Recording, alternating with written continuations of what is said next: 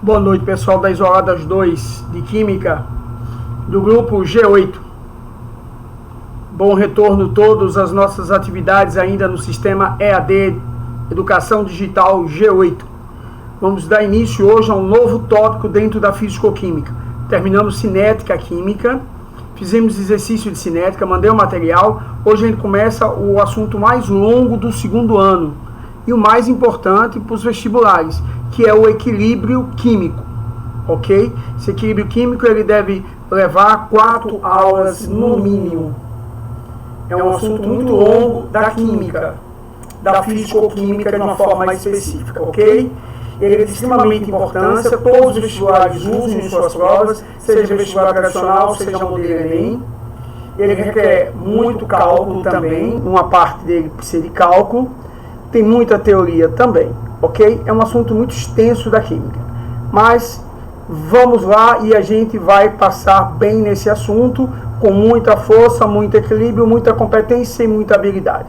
Então vamos lá, pessoal.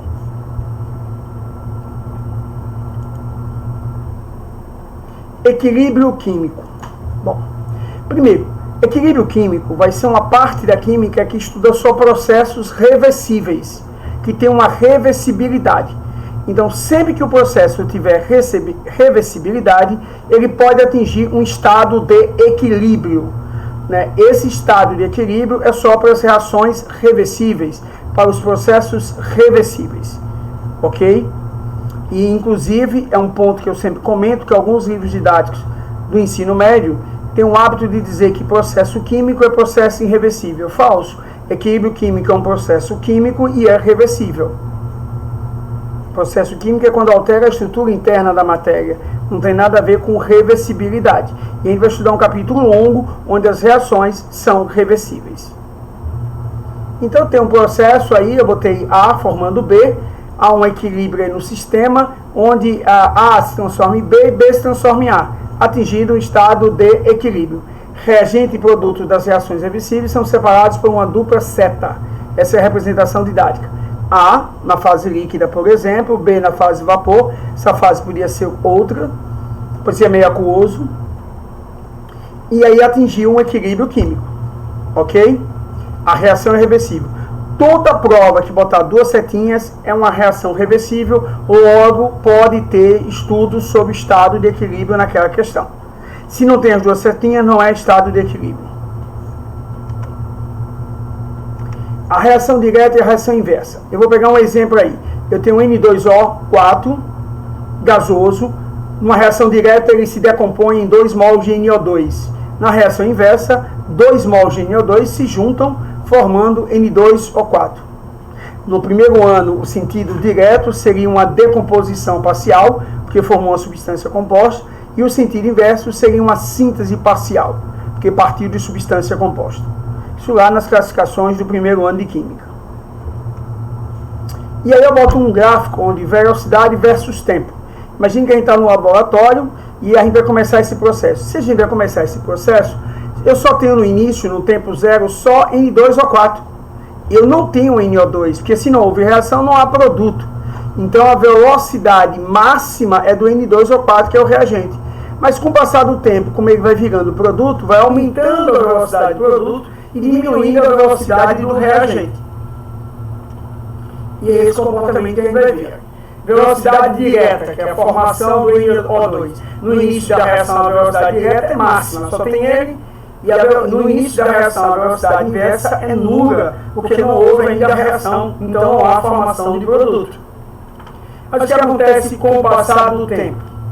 Com o passar do tempo, a gente percebe o seguinte, que a velocidade direta da formação do produto vai diminuindo, porque ele vai deixando de ser reagente virando produto, e a do produto, que era zero, vai aparecendo, até um ponto que essas duas velocidades entram em pontos de equivalência. Esse tempo onde VD é igual a VI, velocidade direta é igual a velocidade inversa, é o ponto de equilíbrio. É o tempo em que a reação atingiu o equilíbrio. Não me interessa nem esse estado anterior, nem esse estado posterior. Me interessa esse ponto aqui, o ponto de equilíbrio. Todo o assunto tão extenso, parece que não, mas tão extenso, só depende desse momento do equilíbrio. No momento em que ele atingiu o equilíbrio, em que a velocidade direta é igual à velocidade inversa. Todo o nosso estudo, todo o nosso foco é nesse ponto aí. Não interessa a análise dessa curvatura aqui anterior ao ponto de equilíbrio, nem essa aqui, nem pós-equilíbrio. Me interessa só no momento do equilíbrio. É lógico que esse gráfico, esse plano cartesiano, é pouco explorado no vestibular, porque ele está trabalhando com velocidade. Mas se eu trabalhasse com as concentrações, como é que seria o comportamento cartesiano? Então vamos lá. Trabalhando com as concentrações. Eu tenho as concentração do reagente alta, porque no início só tem esse reagente. E o produto é zero. Com o passar do tempo, a concentração do reagente vai diminuindo e, ao mesmo tempo, simultaneamente, vai formando o produto. Até que as concentrações dos reagentes e produtos permaneçam constantes. No momento que elas permanecerem constantes, que não há variação mais da concentração nem do produto, nem do reagente, é o tempo de equilíbrio. Esse é o momento que a gente vai estudar. Um outro detalhe, a curva do produto foi caindo e ficou abaixo do reagente. Nem sempre fica abaixo. Pode ficar acima, pode ficar igual. Isso vai depender da análise da questão, do comportamento do experimento. Então você nem sempre espere o reagente ficar menor que o produto. O reagente pode ficar maior que o produto, pode ficar igual ao produto. Isso vai depender do experimento, dos dados experimentais na questão. Ok? Aí só foi uma ilustração. Tudo bem? Então, por isso que eu comentei, eu posso ter esses três comportamentos. O reagente ser superior ao produto, você ter mais reagente que o produto no momento do equilíbrio. O reagente ser igual ao produto no momento do equilíbrio. A concentração do reagente é igual à concentração do produto. E o reagente ser menor do que o produto no momento do equilíbrio. Supondo que eu tenha um mol do reagente formando um mol de produto. Pensando só em um mol para cada, se acontecer esse ponto, você vai dizer que o ponto de equilíbrio aconteceu onde o reagente é maior que o produto. Então você tem mais produto do que reagente, essa constante de equilíbrio que a gente vai deduzir vai ser uma constante menor que 1. Aqui a constante vai ser igual a 1, supondo que tem um mol para cada só. E aqui vai ser superior a 1. A gente vai perceber isso agora. Antes eu vou fazer um exercício rápido, só dessa introdução aí da história, sobre equilíbrio químico. Item 00 para você julgar o item. Uma reação é reversível quando se processa simultaneamente os dois sentidos? Verdadeiro. Ela é reversível quando acontece simultaneamente nos dois sentidos. Item 1. Uma reação reversível atinge o equilíbrio quando as velocidades das reações direta e inversa se igualam? Exatamente. Verdadeiro. Item 2.2. O equilíbrio da reação é dinâmico? Sempre dinâmico, ele não é estático. No nível macro, parece que a reação parou. No nível macro. No nível micro, o processo continua com a velocidade direta igual à inversa. Mas a reação continua. Na química não existe equilíbrio estático. Todo o nosso equilíbrio ele é dinâmico. No nível micro, o processo continua. No nível macro, aparentemente, parece que a reação parou. Ok?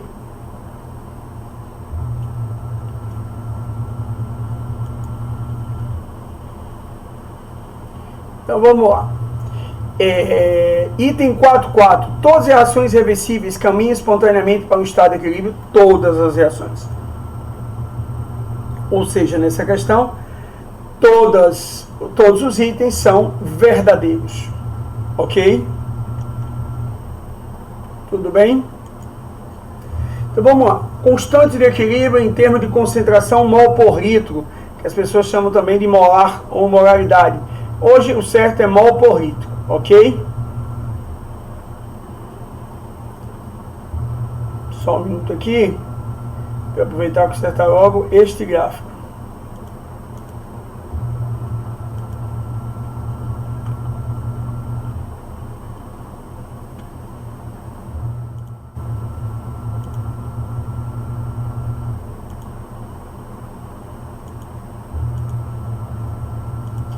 É rapidinho, a gente não fazer errado, né?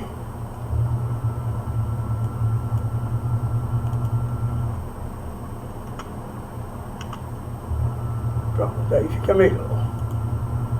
Consertou. Voltamos para a apresentação, né? Agora ficou melhor.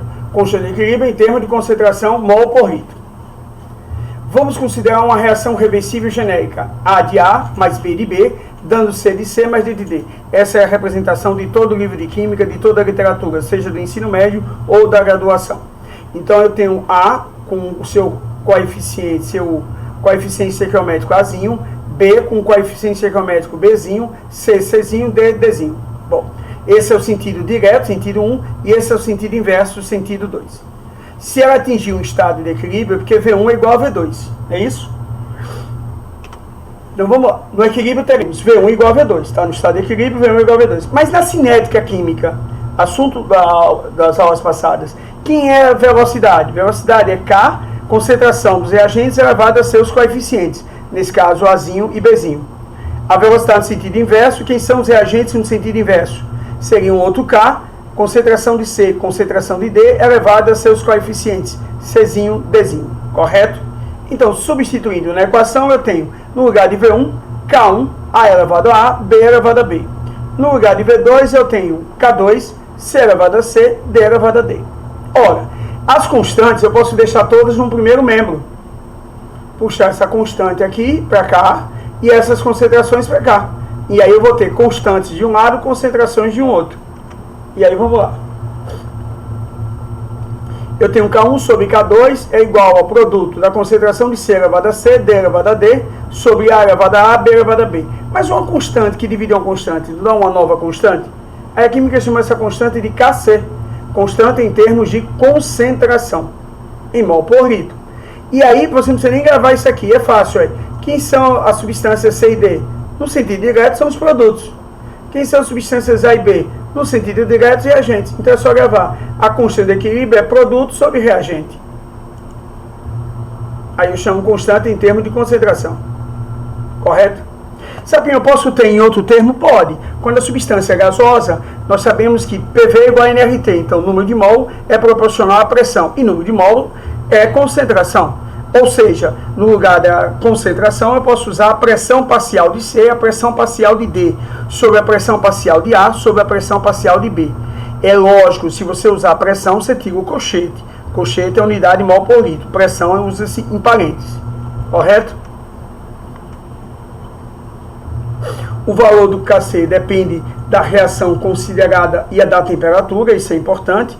Se você alterar a temperatura, você altera o valor dessa constante, não só dessa constante, mas de todas as constantes da química. Elas dependem da temperatura. Mexeu na temperatura, mexeu no valor da constante.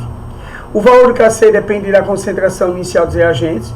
Sim, porque no início eu tenho um reagente, produto eu não tenho. E aí quando atingir o equilíbrio vai ser a diferença entre o que você adicionou e o que sobrou. Os líquidos, e o que reagiu, que diga. Líquidos e sólidos puros que não fazem parte da solução não constam na expressão da constante de equilíbrio. Isso é importante. Por exemplo, a água líquida não participa da constante de equilíbrio como não participou da cinética. Sólido também não, porque você não tem concentração em mol por litro de sólido. Então o sólido está fora.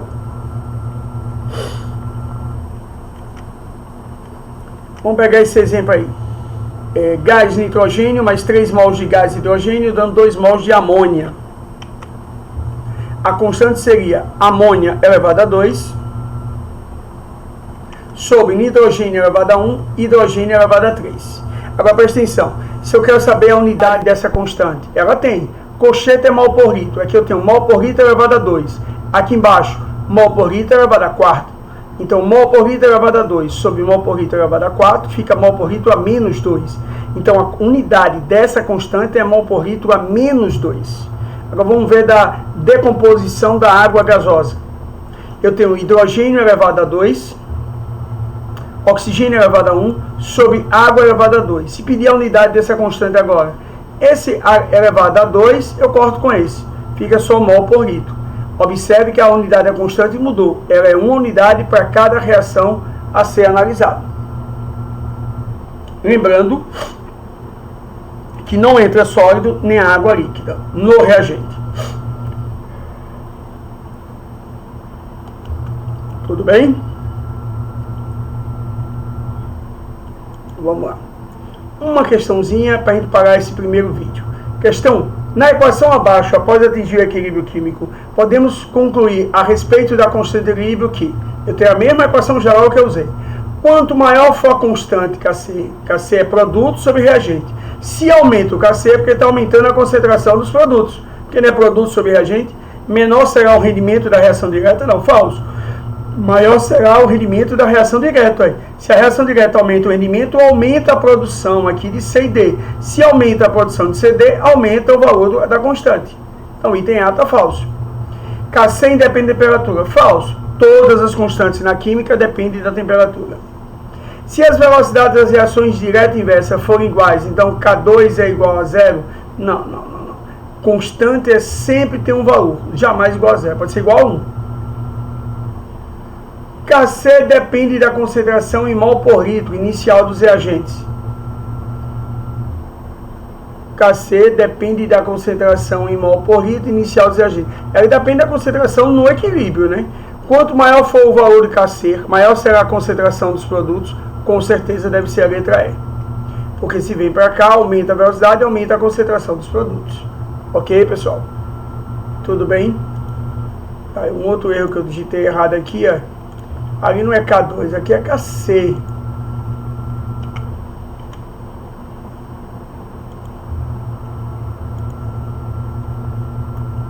Ok? Tudo bem? Questão 2. Medidas de concentração para sistema abaixo em equilíbrio.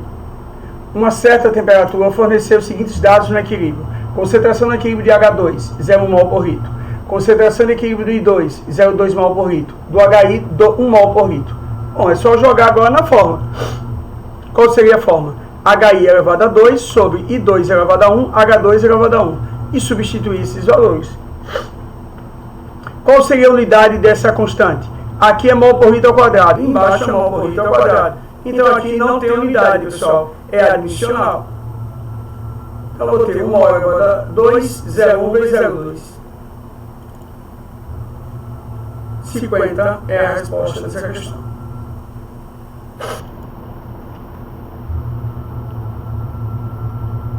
Tudo bem? Questão 3. Temos representado no gráfico abaixo as concentrações dos reagentes e dos produtos de uma mesma reação do tipo A mais B, formando CD, ocorrendo-se no sentido à direita a partir do zero. Então aqui significa que aqui é produto, aí foi aumentando, e aqui o reagente foi diminuindo. Ele só botou uma linha, e são dois produtos. Ele só botou uma linha, e são dois reagentes. Então ele deve estar considerando isso aqui. Tem-se sempre A igual a B. Ele está considerando que os reagentes têm a mesma concentração. E que os produtos também têm a mesma concentração. Estando esses valores representados no gráfico, a constante seria quem? Quem é produto? 8 vezes 8, que são 2, sobre 4 vezes 4. Sem unidade também. E aí a concentração constante igual a 4. Ok, pessoal? Vou parar o primeiro vídeo e logo depois a gente continua com o vídeo 2. É só rapidinho, ok?